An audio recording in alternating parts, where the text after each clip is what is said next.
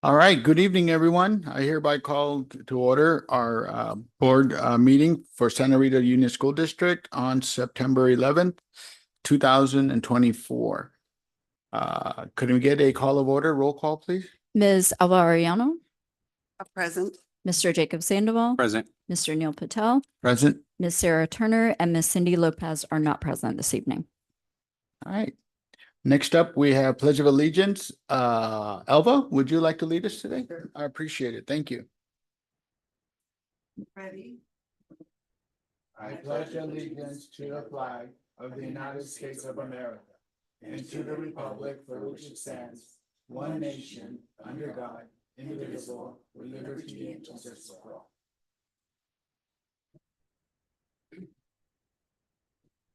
Okay, prior to approving our board agenda, I would like for our board to acknowledge with a moment of silence this solemn day in U.S. history. In September 11th, 2001, I think we can all remember where we were when our country was attacked, and the heroism that went on that day, and for the firefighters and police to go into burning buildings and to bring out survivors, and to all of the military men who risked their lives, and many lost their lives in fighting for our protection subsequently for the last 20 plus years. Having said that, I would ask the board if we can have 1 minute of silence in acknowledgement of that. Board? Yes. All right, I'm going to start the timer now. 1 minute. Let's have a 1 minute silence. Thank you.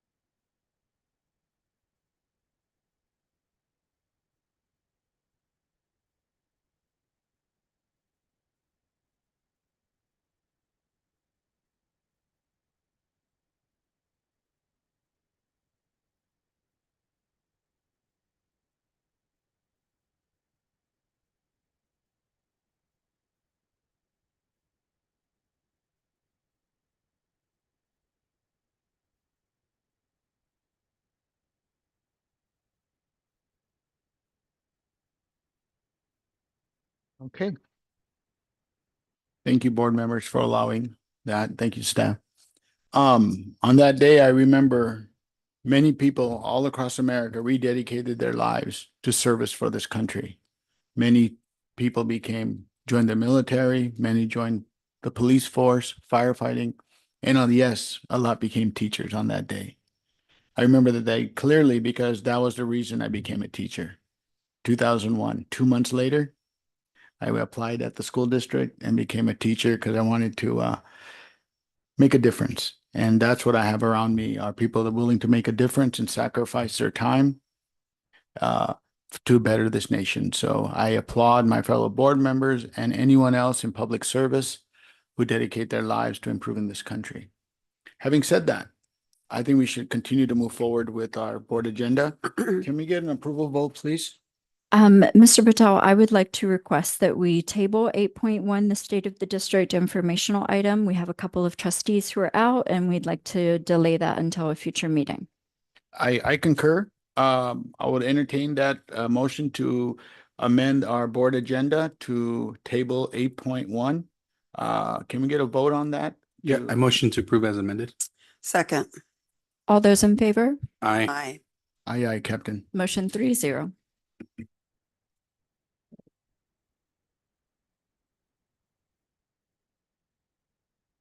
Okay, for closed session, we have 2.1, public employee appointment and employment. We have 2.2, potential litigation, 2.3, public employee performance, evals, 2.4, conference with labor negotiators, and 2.5, conference with legal counsel. Do we have any comments for closed session items? We do not. Okay. I would like to hereby close this meeting with board vote, please, and go into closed session. I motion to go to closed session. Second. All those in favor? Aye, aye, Captain. Motion 3-0. All right, we'll see the public back at 6 o'clock sharp. Thank you very much for joining us today.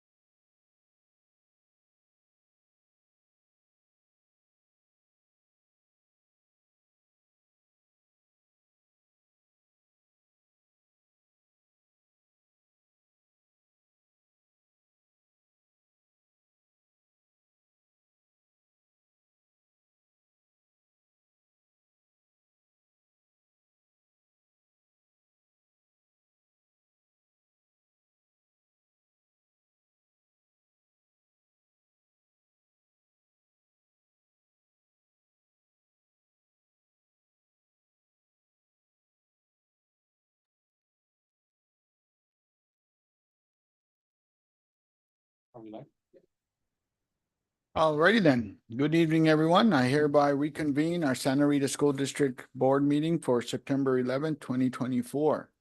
During closed session, the following item was discussed. Item number 2.5, a majority of the board voted 3-0 to approve a compromise agreement in Office of Administrative Hearings, case number 2024-060-392 to resolve education and related claims against the district in exchange for a total not to exceed $20,000, including attorney fees. Okay, having said that, I'm going to move forward with our board agenda. We're at 5.1, approval of consent agenda. I motion to approve the consent agenda. Second. All those in favor? Aye. Aye, Captain. Motion 3-0. We're going to move forward to 6.0, reports and correspondences. First up, do we have a representative here from 6.1 Santa Rita Teachers Association? We do not. Alrighty then.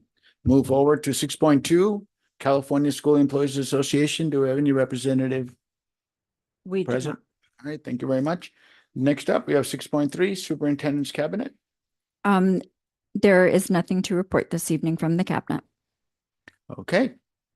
6.4, Board and Superintendent. Starting from my left, Elva. Do you have any I comments? don't have anything this time. Okay, Alright. Jake. Nothing except when I drove by La Jolla, I think they're promoting the after school program. But the banner was really small. So I don't know if I'm sure there's other efforts through Parent Square or whatever the case is, but I had to really kind of like pay attention to find out what it was about. So maybe I don't know if that's part of their contract or what other options they're looking at. I can reach out to them. La Jolla's program is really, really big and really, Okay. really full. Okay. I can reach Okay, out well, to that's them. good then. That's good. Yeah. It's our largest program. Oh, that's good to hear that they're fully impacted. Okay. Okay, for me, I just wanted to compliment our staff and admin staff. I've been seeing a lot of news stories regarding the great work that the school district is doing, especially with our outreach to various indigenous population bases that we did before. And also the fact of our great job of identifying our homeless population and providing services. And I want to personally thank you, our staff and everyone, especially, I think this district has always tried to fight for our community since the beginning, and it's evolving and growing. So I just want to say, continue the great work we're doing to serve our customers, which is our community. So thank you for all the great programs and the outreach that we're doing. I did have one more item. Yes, go ahead. Somebody had asked me a question as far as not so much our district, but education as a whole, but for good for the public, as far as when kids reach at a certain level in middle school, and let's say they haven't acquired the necessary reading skills or whatever the case is. In the past, obviously, kids would get held back or whatever the case is. I guess the reason is because they're noticing more and more at the high school level. A lot of kids, not just our district, but a lot of districts are just coming in at very low reading levels when they get to high school, and it's a big struggle. So I guess what's the process now? I guess how that kind of how do we address it, or what's kind of the way we? So research has found that holding students back causes more harm than good to students.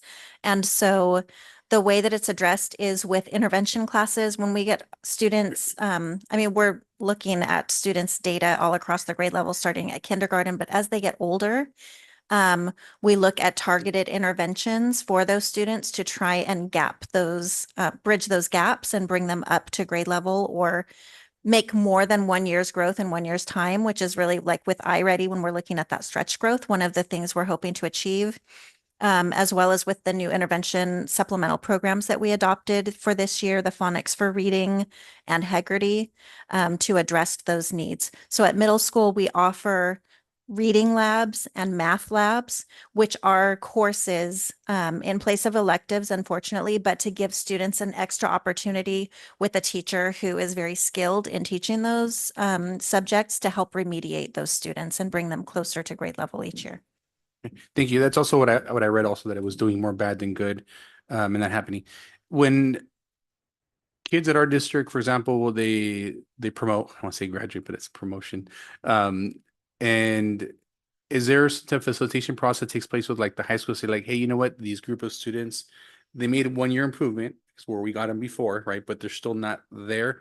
Or is it through like the IEPs that they find or whatever else happens where the new school district knows where they're at?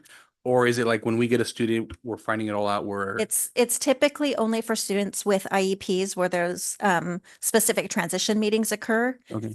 State test But they data. do see all of our state test data and they have access to student individualized test state data through CalPADS and and LPAC so that they can access and see what that tracking has been as they move in to become the educators for those students. And the other piece I think that's important is that they also have access to within their school records to the interventions that we've put into place. So for example, those students should have gone through our student study team if they're coming in at those lower levels of reading and those student study team interventions. So for example, I'm going to promote it. Saturday Academy is coming up, right? So Saturday Academy is an opportunity for those students who have missed out on learning because of attendance for them to get that support and intervention. And those are part of what are going into their records as well.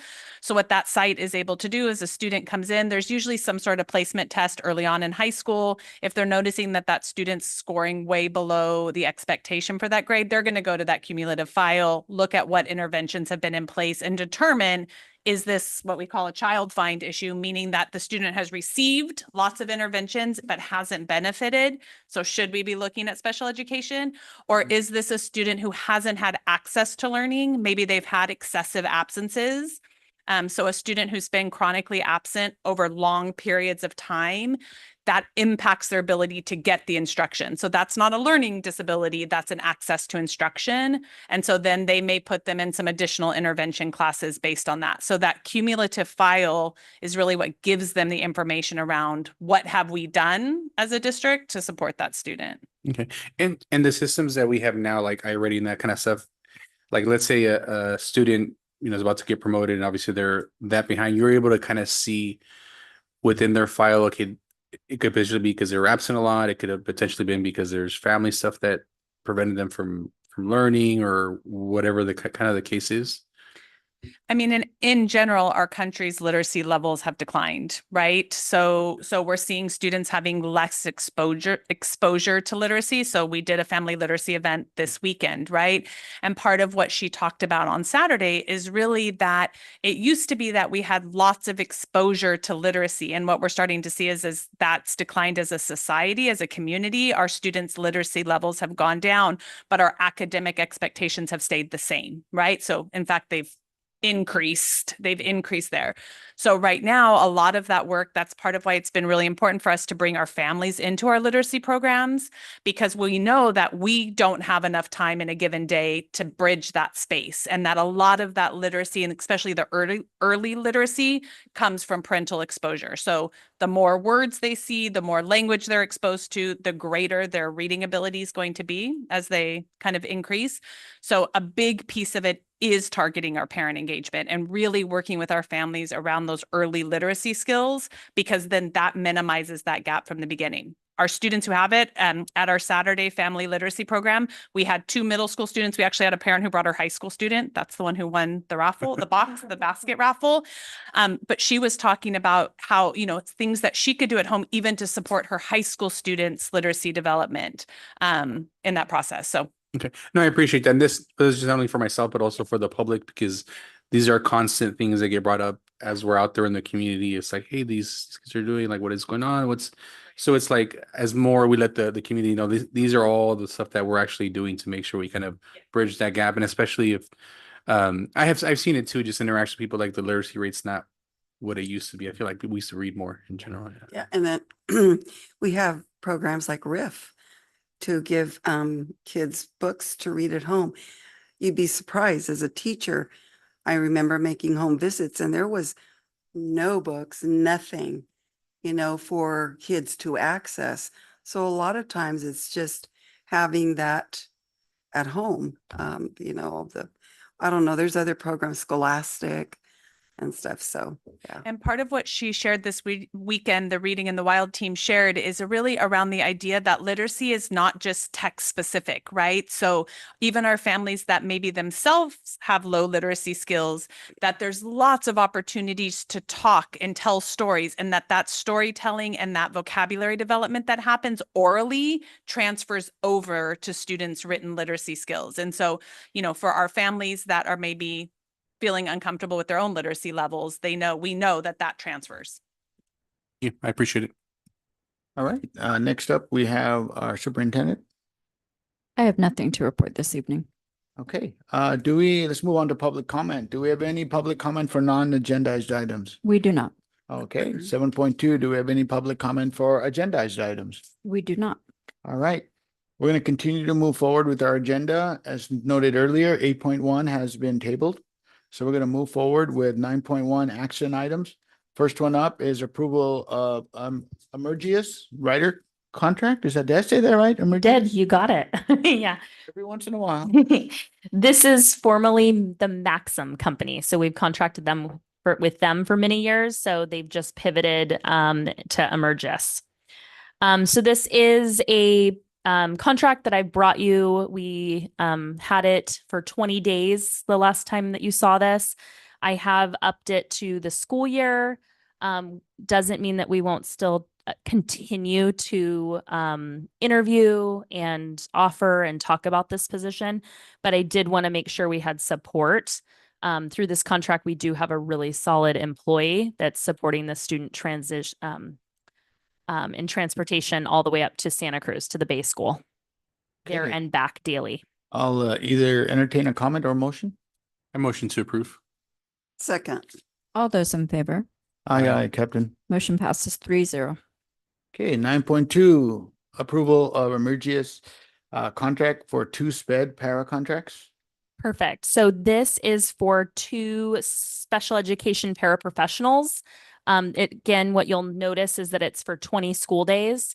So it is in the interim as we're onboarding additional new hire sped paras through HR. I just wanted to make sure that we had 2 classrooms that have coverage while we're onboarding these new employees. Okay, entertain a motion or comment. I motion to approve. second, All those in favor? Aye, aye, Captain. Motion 3-0. All right.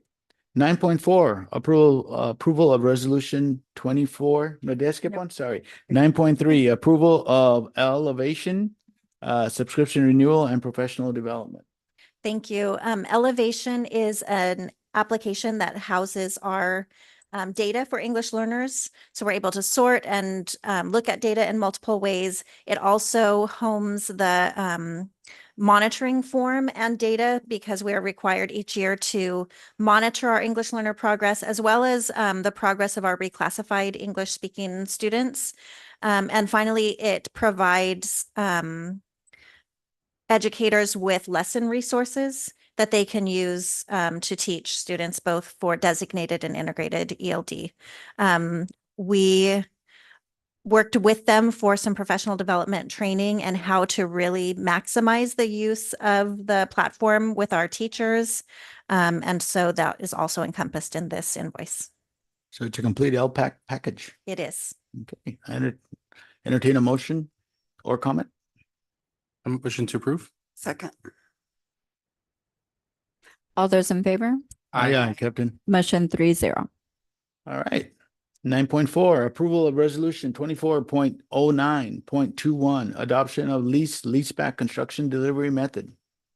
Thank you. I am representing our Director of MOTF for this item this evening. This resolution gives the district one more option for procurement, particularly for our very large dollar projects coming up. The leaseback mechanism post 2017 allows for districts to set criteria in order to select a contractor in which they would enter this type of relationship. Where in effect, we would be, I'll give an example where if we have a large construction project on a school site that is already in existence, we would designate the area in which the new construction would be as an acreage that is leased to a contractor who will then complete the building structures on that lease for no less than $1 a year. We set the timeline of the lease so that upon expiration of the lease, it comes back to the district. And so essentially, they're leasing it, completing the project, and then we're purchasing the project after that. It is a way also that would align with any future project labor agreement that we have in place, because we can set our criteria to work with signatory contractors.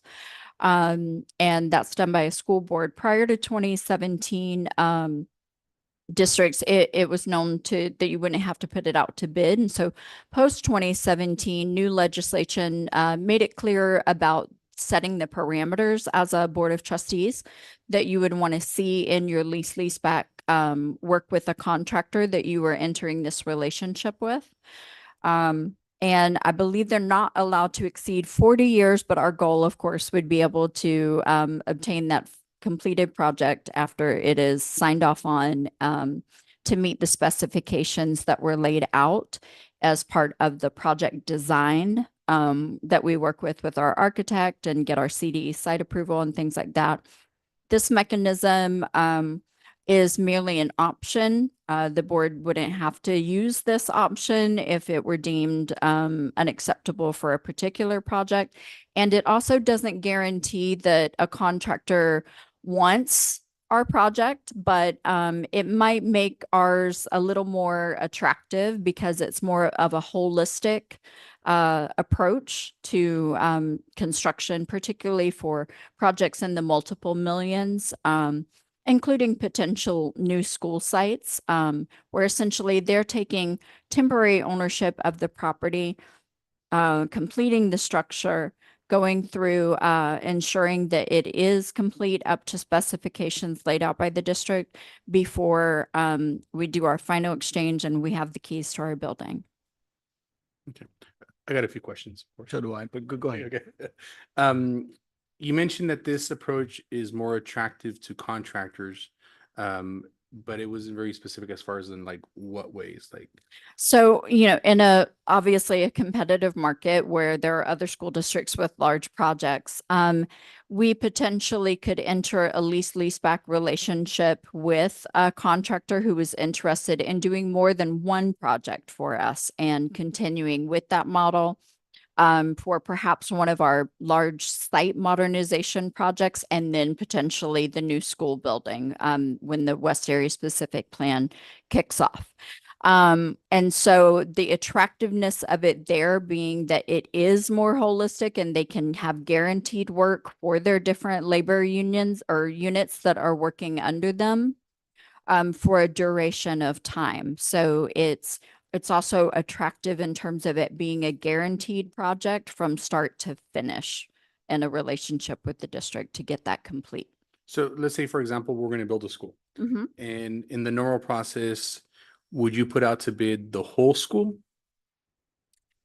We might have to put out portions of the work to bid for funding, for different things like that. And then, but this, we could do the whole project because they may be able to, being the leaseholder and the contractor, be able to get work done in a lower dollar range than say we would, because they're doing the whole project as one unit and they're hiring the subcontractors per our specifications of our leaseback that we laid out.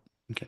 But I'm saying is like, if we put out the whole bid, the same thing could potentially occur if we put out the whole bid for the school, right? But in this other model, like let's say we want to do a leaseback for the new school we're going to build as an example. How do we identify the contractor versus a normal process? We put it out to bid and then obviously people apply and then we try to choose what it is. Yeah. It's a bit similar in that we're putting out what our specifications are that we're looking for, that we want to ensure our contractors, anyone who's interested in entering the leaseback relationship, that they meet those criteria set forth by the board.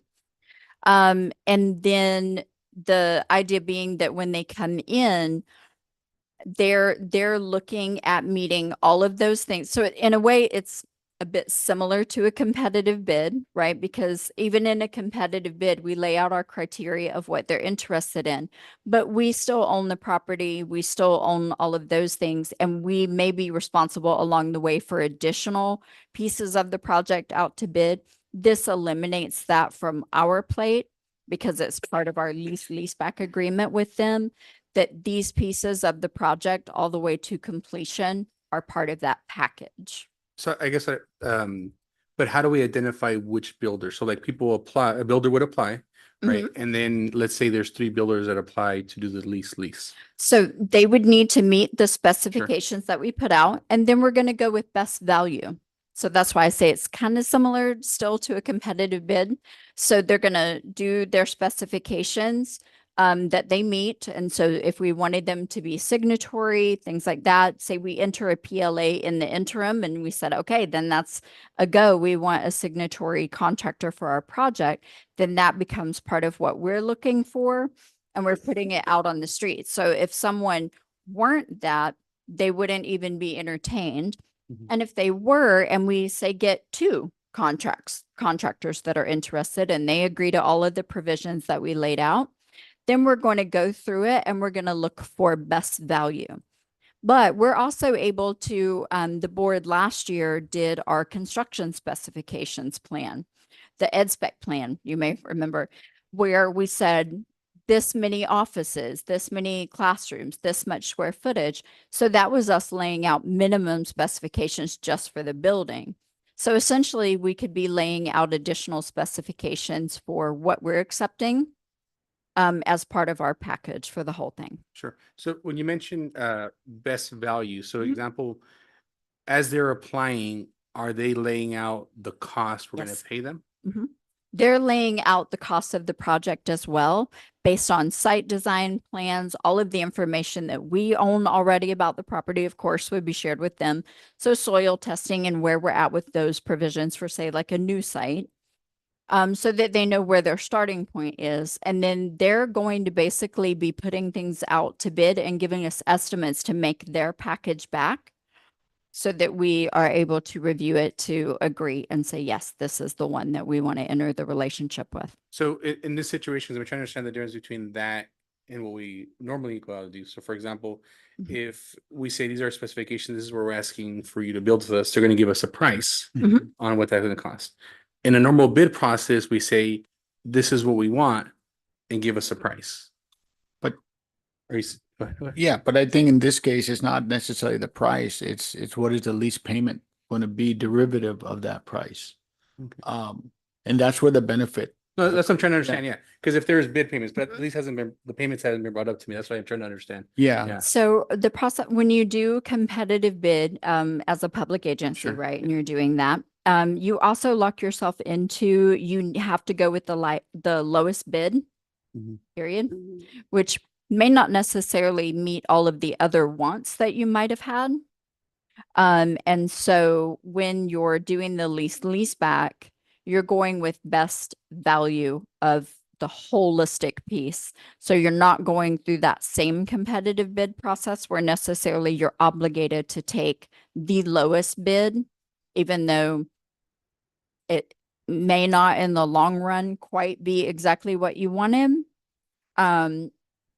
Which we're protected as a public agency as well as part of that, because it's up to us to be as specific in a competitive bid model as well.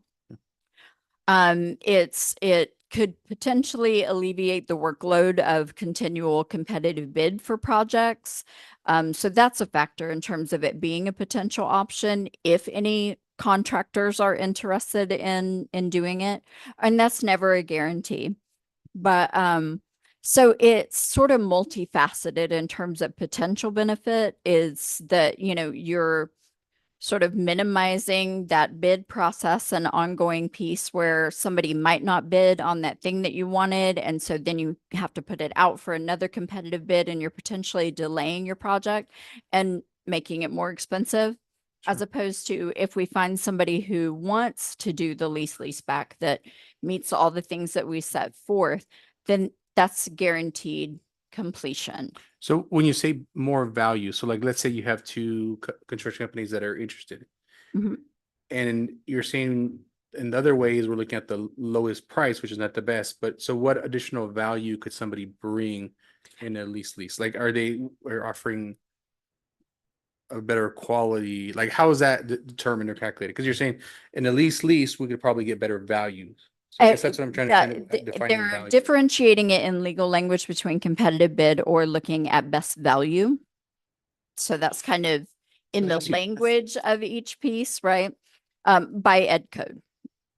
Competitive bid versus best value. So, like Mr. Patel said, the idea being that when we're agreeing on all the specifications and the price for the project and all of those things, as well as how closely aligned are they with our designs, going through the entire process with them side by side. So overall, best value includes things beyond just dollar amount, where when you're competitive bid, you're going with the lowest bid that says they meet your specifications. So the idea being that best value expands out where you may find that value as a board, So that term is discretionary, my understanding, somewhat. more than lowest bid.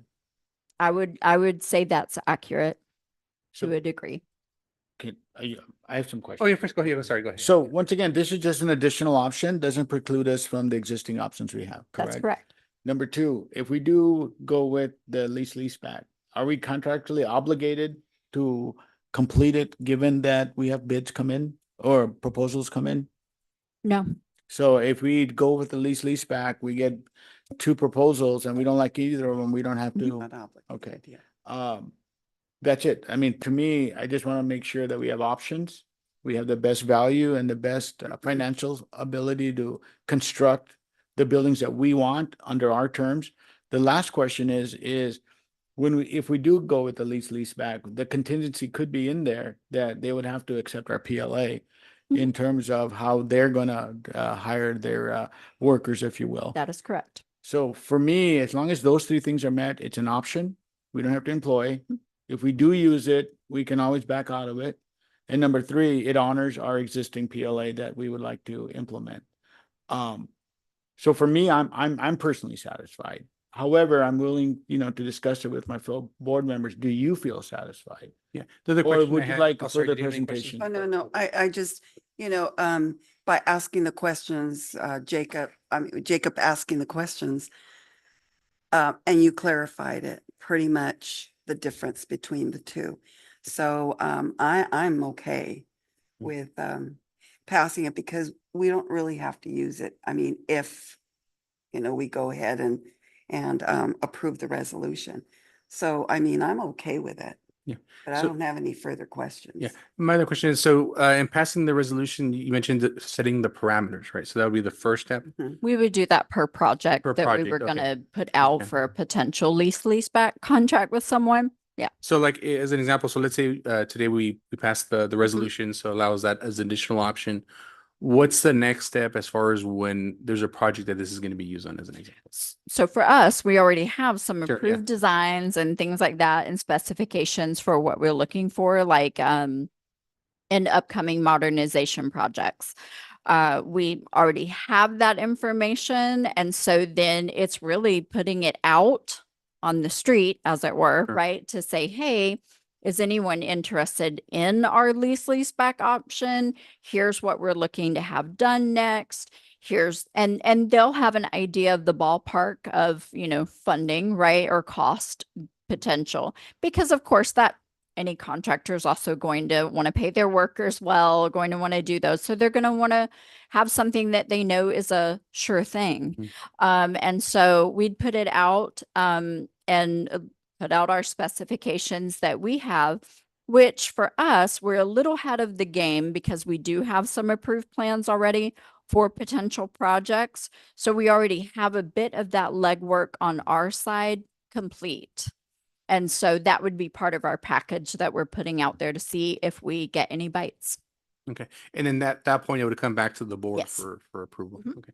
Well, I feel comfortable enough for now, at least, we get more. And information. if Once we again, were to I'm do willing a to- bigger like information piece Yeah. ahead of any potential lease back, we can do that. Yeah, and I guess part of it is I know when we did it, for example, when we're looking at the different financing we're going to pass, if it's a CFD or a bond, in that situation, there was a little bit of a presentation to kind of explain the steps that are typically involved and like comparison what the difference are. Like, for example, Neil briefly mentioned the lease payments and deductible, right? So that's part of the understanding, like, okay, what do you mean by that, you know, and stuff. Can I make a suggestion then? How about if you're comfortable with the voting on it? Yeah, I'm and then we comfortable with ask for staff for another presentation Yeah. down the line to further clarify the option that we've adopted if we do employ it, you know? Yeah, and if it comes up the first one, I mean, that way we know if it's a practice we want to continue with other Absolutely. providers and stuff. Yeah. We can Would- do that. I feel would comfortable would with you that, be yeah. comfortable With that, I motion to approve. Yeah. Second. All those in favor? Aye, aye, Captain. Motion 4-0. Okay, looks like we're pretty much done. 10.1, next board meeting, is September 25th. Fellow board members, would you like to suggest any future board items? I know we mentioned a couple right now. You know, we're tabling one, actually two of them, right? No, just one. We tabled the district presentations, state of. But we would like to have a further presentation on the lease back. Is that my And that doesn't have understanding? to be immediately, right? It's- Yeah, yeah. Yeah. Let's do it the one after Rose. Yeah, Right. no, I just want to make sure we don't lose sight of that. Yeah. And it's in the in the pipeline, Pipeline, yeah. if you will. Anything else, Elba, No, won't have anything else. Jacob? Nothing more that I can think of, yeah. Okay. Staff, is there any impending presentation to report that we should be made aware of? Just a reminder to families that Saturday school registration closes on Friday, so get your registration in. And we'll be bringing back our staff survey data regarding our cell phone pouches that the board Okay. had requested, so we can Thank continue you. our discussion on that. Love to see the data. Love to see the data. All right, fellow board members, I would entertain a motion to end the meeting. I motion to adjourn. Second. All those in favor? Aye. Aye, aye.